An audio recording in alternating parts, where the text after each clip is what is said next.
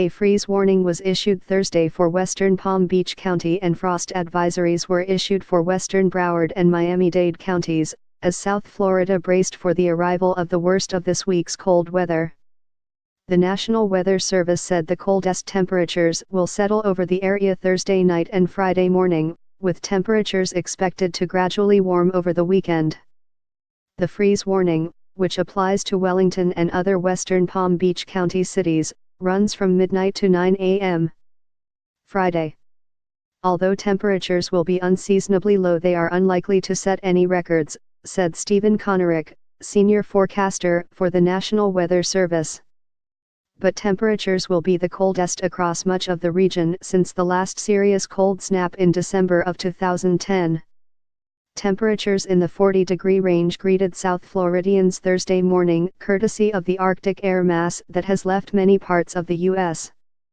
in deep freeze. At 5 a.m., it was 43 Indiana Fort Lauderdale, 40 Indiana Boynton Beach, 48 in Miami, and 60 Indiana Key West, according to the Weather Service. In Tallahassee, where snow fell Wednesday, the early Thursday temperature was 30. In some places, like Fort Lauderdale, the temperature had dropped a couple of degrees by 8:30 a.m.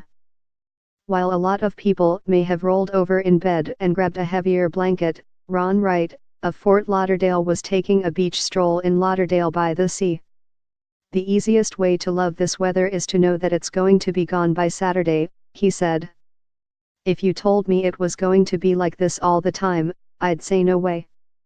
As South Floridians shivered from the chill, Evan Burke, a visitor from Raleigh, North Carolina, was wearing shorts and stood in ocean water up to his knees while surf casting. "It's better than we have up north right now. They're getting snow in North Carolina, so I'm glad I got away from that. The water is actually really warm." To his common sense credit, Burke was wearing a hoodie sweatshirt. Because of the plummeting temperatures, scores of homeless people turned to public shelters that were opened across South Florida Wednesday evening.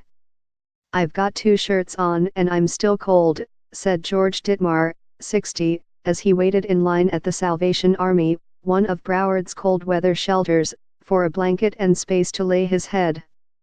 "Anything close to 50 degrees is cold. I'm freezing my off." With temperatures possibly dipping into the 30s, South Florida residents are forced to bundle up and break out of their routines.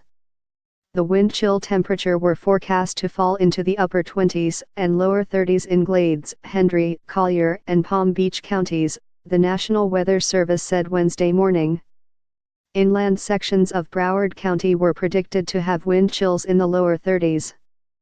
"It's cold out there," said Frederick Pickering, 64, visibly shivering as he also waited in line.